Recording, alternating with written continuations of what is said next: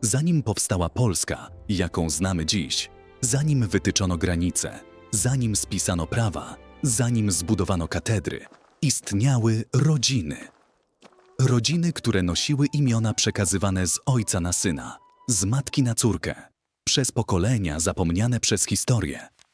Niektóre z tych imion przetrwały. Zmieniły kształt, przybrały przyrostki, zamieniły się w nazwiska i do dziś chodzą między nami. Zapisane w metrykach, na tabliczkach przy drzwiach, na nagrobkach w małych wiejskich kościołach. Dziś chcemy zajrzeć za te nazwiska. Nie po to, żeby opowiedzieć historię etymologii.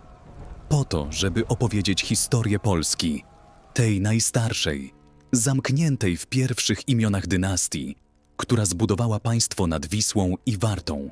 Zanim jednak zanurzymy się w tę podróż, chcę powiedzieć jedno słowo do tych, którzy nas oglądają.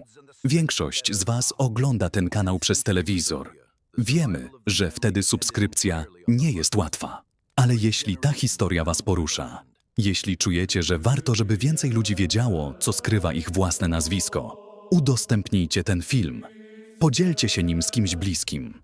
To właśnie od Was zależy, czy te zapomniane opowieści dotrą do tych, którym najbardziej są potrzebne.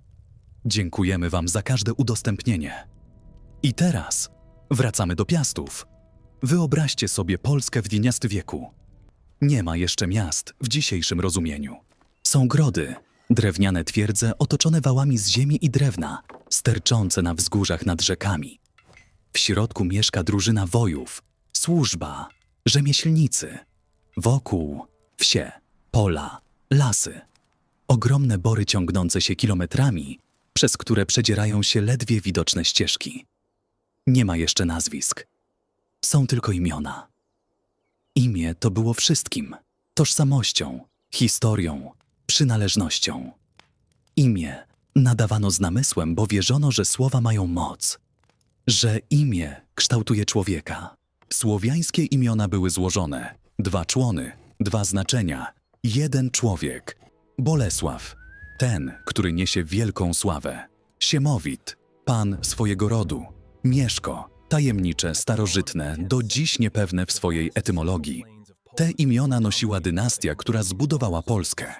I z tych imion, przez wieki, wyrosły nazwiska, które brzmią jeszcze w dzisiejszej Polsce. 10 z nich chcemy Wam dziś przybliżyć. Zacznijmy od nazwiska, które kryje w sobie samą istotę słowiańskiej tradycji wojennej. Nazwisko Borek. Na pierwszy rzut oka wydaje się proste.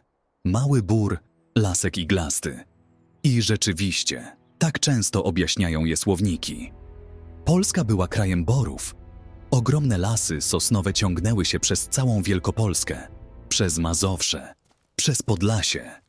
Wieś przy lesie nazywała się Borek. Człowiek stamtąd Borek albo Borkowski. Ale jest tu drugie dno, które rzadko kto dostrzega. Polskie słowniki nazewnicze, w tym internetowy słownik nazwisk Polskiej Akademii Nauk, wskazują, że nazwisko Borek może być skróceniem dawnych słowiańskich imion złożonych, takich jak Bożygniew, Bożymir albo Lutobor. Ich rdzeń pochodzi od prasłowiańskiego słowa bor, walka, zmaganie. Był to rdzeń wojowniczy. Bożygniew to ten, który gniew zamienia w walkę. Bożymir to ten, który walczy o pokój. Lutobor, ten, który walczy za wzięcie, zaciekle. W dokumentach historycznych z Idziask i XIV wieku, które dotyczą pierwszych grodów piastowskich, pojawiają się właśnie takie imiona. W księdze henrykowskiej z XIII wieku, będącej jednym z najstarszych źródeł nazewnictwa polskiego, można znaleźć wśród świadków dokumentów mężczyzn noszących imiona bliskie temu korzeniowi. I kiedy nazwiska zaczęły się formować, bo działo się to powoli między XV a XVII wiekiem, wielu potomków tych ludzi wzięło jako swoje imię lub przydomek właśnie skróconą formę – Borek. Jedni od nazwy wsi pośród sosnowego boru. Inni jako echo pradawnego, wojowniczego imienia przodka. Warto tu dodać, że w herbarzach, tych wielkich księgach szlacheckiej genealogii, które starannie zapisywały wszystko, co dotyczyło rodów szlacheckich, nazwisko Borek pojawia się w 3 odmiennych herbach – Zadora, strzała oraz wąż. 3 różne rodziny szlacheckie nosiły to samo nazwisko, niekoniecznie ze sobą spokrewnione. Każda wywodziła je z innego miejsca, innej wsi, innego przodka. To ważna zasada, którą warto zapamiętać na potrzeby całego tego odcinka. To samo nazwisko mogło narodzić się niezależnie w wielu miejscach i nie musi łączyć wszystkich jego nosicieli więzami krwi. Jeśli więc twoja rodzina nosi nazwisko Borek, być może jesteś potomkiem człowieka, który mieszkał przy iglastym borze na polskiej równinie. Ale być może twój przodek nosił imię wojownicze jak wicher nad sosnami. Imię, które pamiętało czasy, gdy Polska dopiero powstawała z mgły słowiańskich puszcz. Idźmy dalej i przejdźmy do imienia, które stało się imieniem dynastii. Imienia tak ważnego, że przez setki lat zarezerwowane było wyłącznie dla książąt. Imienia, z którego wyrosło dzisiejsze nazwisko Bolesławski. Bolesław, 2 słowa, więcej i sława. Imię oznaczające tego, który niesie wielką sławę, który przewyższa innych chwałą. To imię sprowadził do Polski Mieszko Piłymych, żeniąc się w 965 roku z czeską księżniczką Dobrawą. Ona sama była córką Bolesława Srogiego i właśnie to czeskie imię przeszło do Polski.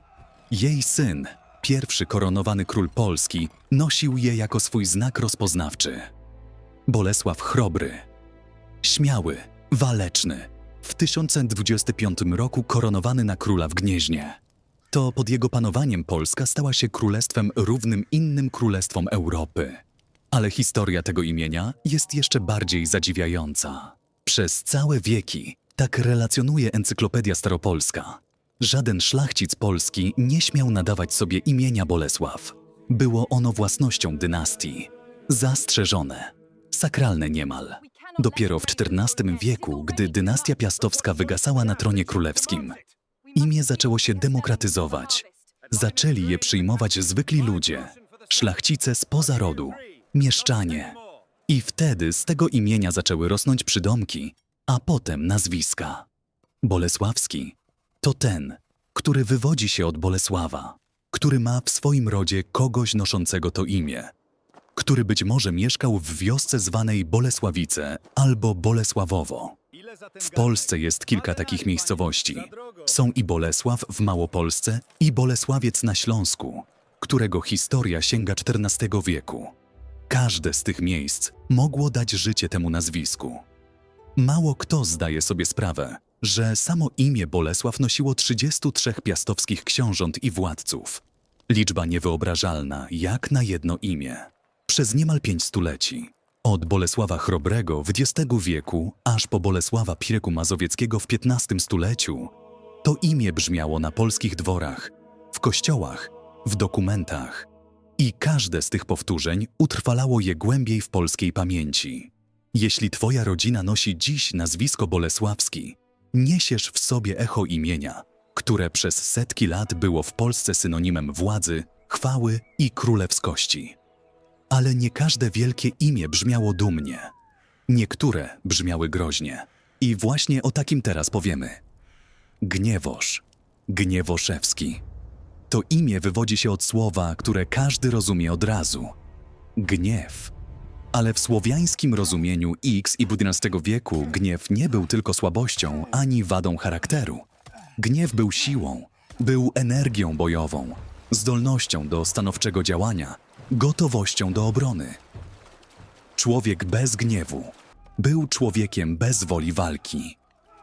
A w czasach, gdy każda wiosna mogła przynieść najazd, gdy granice były ruchome jak rzeki po wiosennych roztopach, wola walki była warunkiem przeżycia.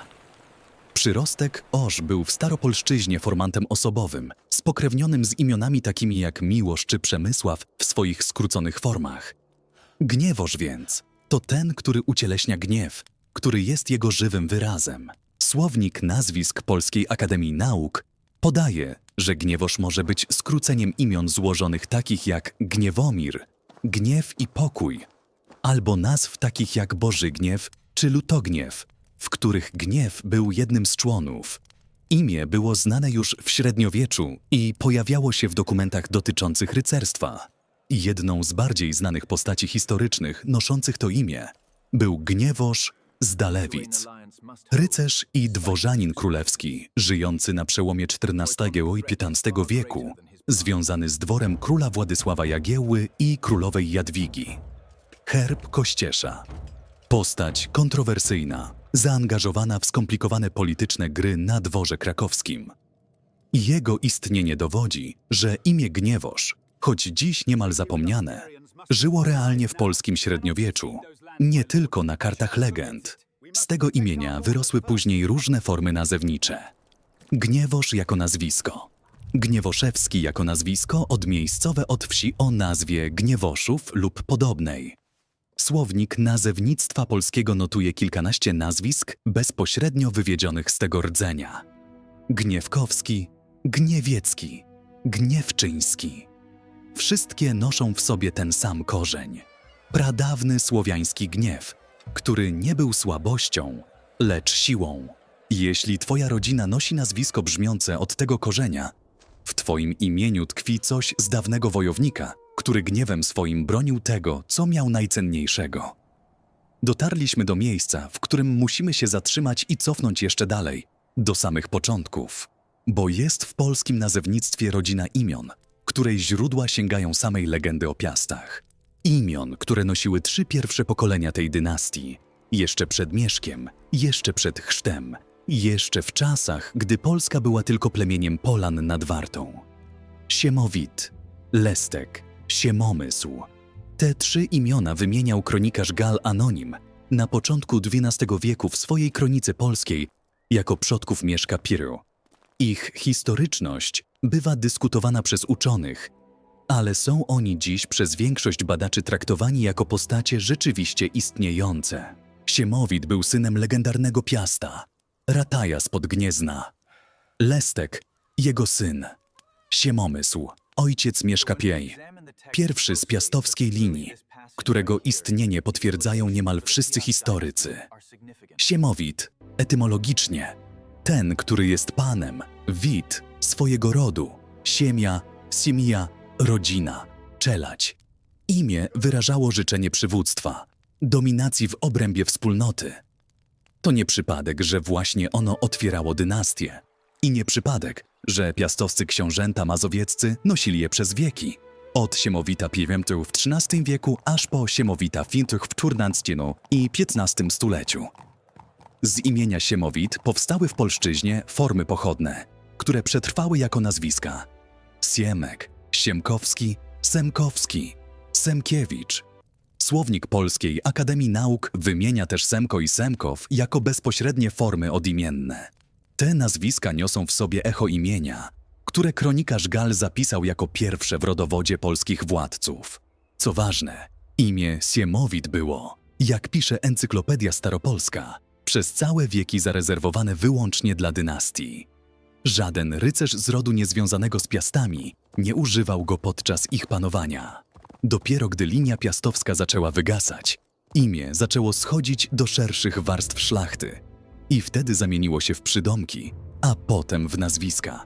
Jeśli w twojej rodzinie pojawia się nazwisko Siemkowski, Semkowski albo inne echo tego rdzenia, być może kryje ono w sobie imię pierwszego z piastowskich protoplastów, opisanego przez XII-wiecznego kronikarza jako ten, który pamięć przodków potroił zarówno urodzeniem, jak i godnością. Do tej pory mówiliśmy o Piastach z imion. Teraz porozmawiajmy o Piastach z miejsca, o nazwisku, które narodziło się z samego piasku polskiej ziemi. O nazwisku Piasecki. Jest w Polsce pewien paradoks.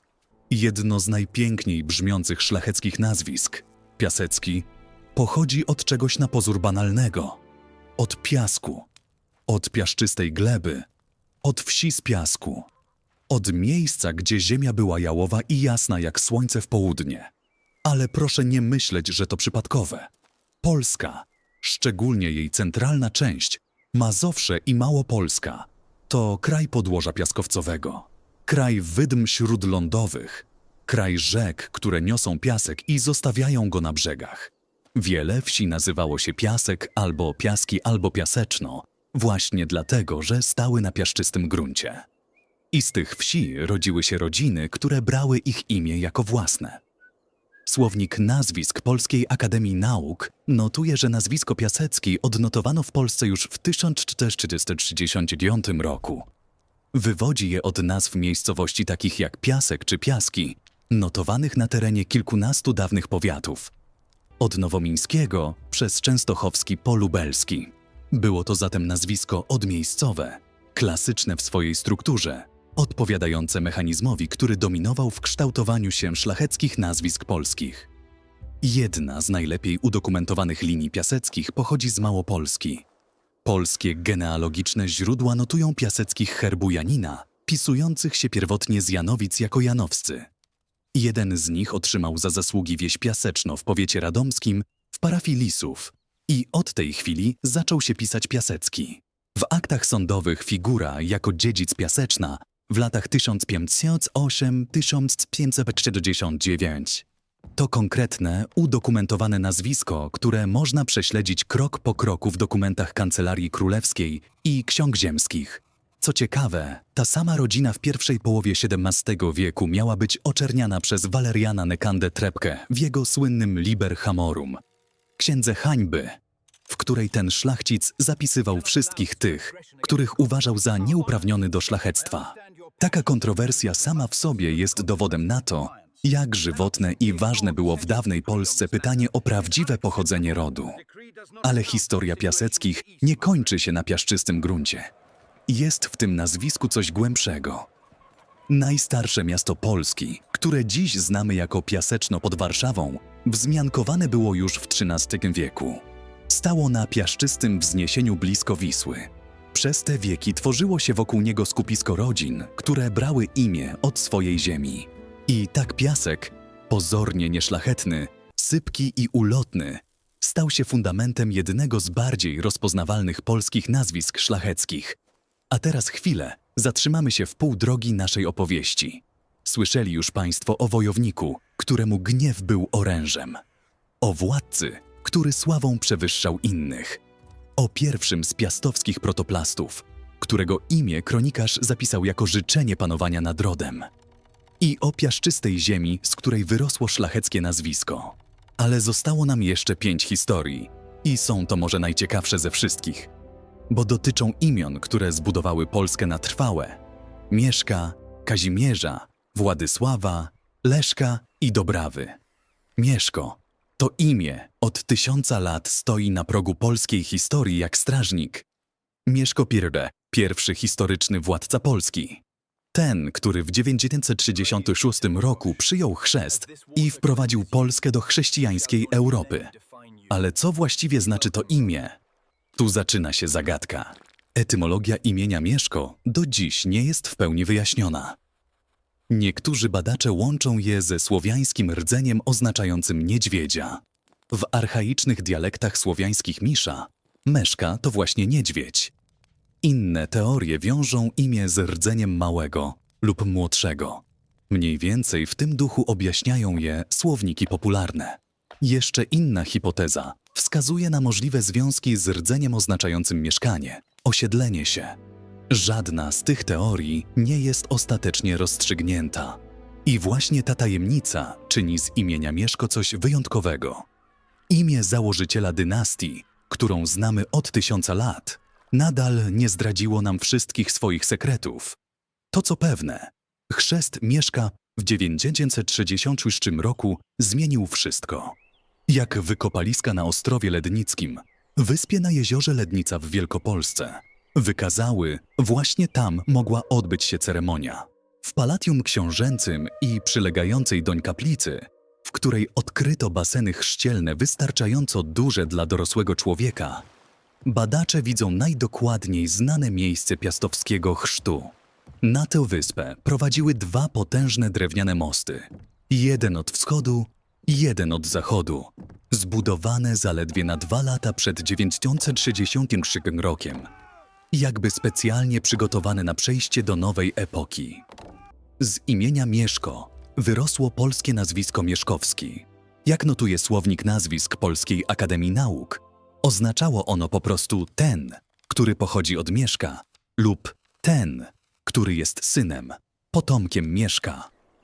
W Polsce Gdzie imię to powracało w wielu rodach i liniach, takie nazwisko mogło narodzić się w różnych miejscach i w różnych czasach. Jeśli nosisz dziś nazwisko Mieszkowski, możliwe, że kryje ono odległe echo najważniejszego momentu w historii polskiej państwowości. Momentu, gdy na wyspie pośród jeziora, w chłodnej wiosennej wodzie, człowiek, który zbudował Polskę, zrezygnował z imion bogów słowiańskich i wybrał inną drogę. Kazimierz. Imię, które przyszło do Piastów i zostało z Polską na zawsze. W piastowskiej dynastii imię Kazimierz pojawiło się we wczesnym średniowieczu. Jego najpełniejszym nosicielem był Kazimierz I Odnowiciel, syn Mieszka II, który pod koniec lat 30. XI wieku odbudował Polskę po dramatycznym kryzysie i przeniósł stolicę z Gniezna do Krakowa. Kazimierz etymologicznie. Ten, który ogłasza pokój, Kaź, nakazywać, ogłaszać plus mir, pokój. Imię wywodzące się z ducha słowiańskiego, mówiące o człowieku, który pokój czyni swoim narzędziem władzy. Najpotężniejszym Kazimierzem w dziejach był bez wątpienia Kazimierz III Wielki, ostatni władca z piastowskiej linii królewskiej, który umarł w 1390 roku. Człowiek, który zastał Polskę drewnianą, a zostawił murowaną. Jak mówi stare przysłowie. Pod jego panowaniem powstało w Polsce ponad 50 zamków, setki kościołów, Akademia Krakowska, jeden z najstarszych uniwersytetów Europy Środkowej. Kraków, Sandomierz, Wiślica. Te miasta rozkwitły w jego czasach. Z imienia Kazimierz wyrosła cała rodzina nazwisk polskich. Kazimierski, Kazimierczak, Kaźmierczak, Kaźmierski. Jak wyjaśniają słowniki nazewnicze, Kazimierski to klasyczne nazwisko odimienne, oznaczające potomka lub sługę kogoś o imieniu Kazimierz, albo mieszkańca wsi zwanej Kazimierzów, Kazimierza Dolna lub Kazimierza Wielka. Ta ostatnia miejscowość w Małopolsce wzięła nazwę od samego króla, który ją rozbudował. Co ciekawe, imię Kazimierz stało się imieniem szczególnie cenionym przez szlachtę korony polskiej, właśnie dlatego, że kojarzyło się z królewskością. Było jakby niezwerbalizowanym wyznaniem lojalności wobec korony. Rodziny, które nadawały synom imię Kazimierz, wyrażały w ten sposób przywiązanie do pewnej idei Polski. Państwa, które za Kazimierza Wielkiego osiągnęło swój pierwszy wielki rozkwit. Jeśli twoje nazwisko nosi ten korzeń, Kazimierski, Kaźmierczak, Kaźmierski, nosisz w sobie imię człowieka, który zostawił Polskę murowaną. Teraz o imieniu, które przez całe wieki było może najczęstszym imieniem polskich książąt. O Władysławie. Władysław nie od słów, władać i sław. Ten, który posiada władzę i sławę. Ten, który chwali się władzą lub przez władzę zdobywa chwałę. Imię było własnością zarówno Piastów, jak i innych słowiańskich dynastii. W dziejach piastowskich imię to nosiło kilku władców szczególnej wagi. Władysław Hermana w XII wieku, książę, który panował w niespokojnych czasach, gdy Polska dopiero podnosiła się po kryzysie lat 30. tego stulecia. A przede wszystkim Władysław I Łokietek. Ten, który w 1320 roku dokonał rzeczy, której przed nim nie udało się nikomu przez ponad 200 lat. Zjednoczył rozbitą dzielnicami Polskę i koronował się na króla. Krakowska katedra na Wawelu, 20 stycznia 1420 roku. Łokietek, człowiek mały wzrostem, ale wielki wolą, odzyskał Polskę dla Polaków. Z imienia Władysław wyrosło typowe polskie nazwisko Władysławski, oznaczające potomka Władysława lub człowieka z miejsca nazwanego od tego imienia. Formy pochodne to m.in. Władysławek, Władysławski, w dialektach Władysław. W średniowieczu imię to nosiło wielu rycerzy, mieszczan, duchownych. Kiedy więc nazwiska zaczęły się utrwalać, Władysławski był jednym z naturalnych wyborów dla tych, których przodek, ojciec, dziad, pradziad nosił to znane i czczone imię. Warto tu wspomnieć, że samo znaczenie tego imienia przez wieki przyciągało do niego rodziny szlacheckie, które chciały podkreślić swoją lojalność wobec korony i ideę ładu państwowego. Władać i sławić to była aspiracja wielu rodów i tę aspirację wpisano w nazwisko. Jeśli więc nosisz Władysławski, Masz w imieniu przodka pewną gotowość do rządzenia, albo przynajmniej głęboki szacunek dla tego, kto rządzić potrafił. Jest w piastowskiej historii jedno imię, które przez wieki krążyło między świętością a legendą. Imię Leszek. Leszek lub Lestek w dawniejszej formie to imię, które nosił drugi z piastowskich protoplastów opisanych przez Galla Anonima. Syn Siemowita, ojciec Siemomysła, dziad Mieszka Pirepiri. Historyczność Lestka jest dziś dyskutowana przez badaczy, ale większość z nich skłania się ku uznaniu go za postać rzeczywiście istniejącą, osadzoną w IX lub XX wieku. Etymologia imienia Lestek nie jest w pełni jasna. Jedna z teorii wywodzi je od słowa las lub leśny. Lestek byłby więc tym, który należy do lasu, który wyrósł z lasu. Inna teoria łączy je z rdzeniem prasłowiańskim o znaczeniu związanym z leszczyną, drzewem leszczynowym, którego orzechy były ważnym źródłem pożywienia w wczesnośredniowiecznej Polsce. Las i drzewo leszczynowe, dwa obrazy dawnej, pogańskiej Polski, głęboko zakorzenionej w naturze. W późniejszych stuleciach imię Leszek powróciło w dynastii piastowskiej z nową siłą. Leszek Biały, książę krakowski z przełomu XII i XIII wieku, jeden z synów Kazimierza Sprawiedliwego. Leszek Czarny, książę krakowski z drugiej połowy XIII wieku, ten, który bronił Małopolski przed najazdami Mongołów i Litwinów. Te dwa Leszki rozdzielone wiekiem, jeden biały, jeden czarny, jak dwie strony jednej legendy. Z imienia Leszek wyrosły nazwiska, które do dziś brzmią w Polsce. Najsławniejsze spośród nich, Leszczyński, pochodzi jednak od nazwy miejscowości Leszczno, późniejszego Leszna w Wielkopolsce. To już inny rodowód, rodzina, która w 1394 roku osiedliła się w tej okolicy i przyjęła od niej swoje imię. Ale brzmienie pozostaje to samo. Leszyna, las, środkowoeuropejskie krajobrazy, które ukształtowały Piastów. Mniej znane formy pochodne od samego imienia Leszek to Leszkowski, Leskowski, Leszczyński w znaczeniu syn Leszka. Każde z nich niesie w sobie nutę tej samej historii, pradawnego imienia, które przez kronikarza zostało wpisane w rodowód polskich władców. Jeśli gdzieś w twojej rodzinie pojawia się nazwisko od tego korzenia, być może pamiętasz kogoś, kto chodził przez lasy dawnej Polski z imieniem, które zanim stało się historią, było po prostu echem drzew. I teraz, na koniec tej opowieści o imionach, chcemy powiedzieć o nazwisku, które kryje w sobie postać może najważniejszą ze wszystkich w naszej historii. Postać, bez której Polska mogła nigdy nie stać się krajem chrześcijańskim. Kobietę, której historia niemal zawsze ustępuje miejsca opowieściom o mężczyznach. O nazwisku Dobrawski i jego odgałęzieniach. Dobrawa, w kronikach pisana też jako Dąbrówka. Ta nazwa pochodzi od późniejszego przekształcenia imienia, które z biegiem czasu nabrało polskiego brzmienia. W oryginale czeska księżniczka nosiła imię Dobrawa albo Dobrawa, od słowiańskiego rdzenia dobra, dobry. Piękna symbolika. Dobrawa. Ta, która jest dobra, ta, która niesie dobro. Gall Anonim opisał ją precyzyjnie. Była bardzo dobrą chrześcijanką. Przybyła do Polski z wielkim orszakiem i, jak pisze kronikarz, nie podzieliła z Mieszkiem łoża małżeńskiego, póki ten nie porzucił pogaństwa i nie przyjął chrześcijaństwa. Śluby odbyły się w 965 roku. Chrzest Mieszka rok później, w 966. Jedno wynikło z drugiego. Dobrawa nie była tylko żoną. Była architektką zmiany cywilizacyjnej.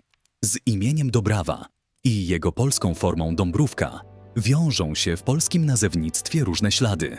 Dobrawski, Dobrawski to nazwisko odmiejscowe, wywodzone od wsi o nazwie Dobrawa lub Dobrawka, notowanych na różnych terenach dawnej Polski.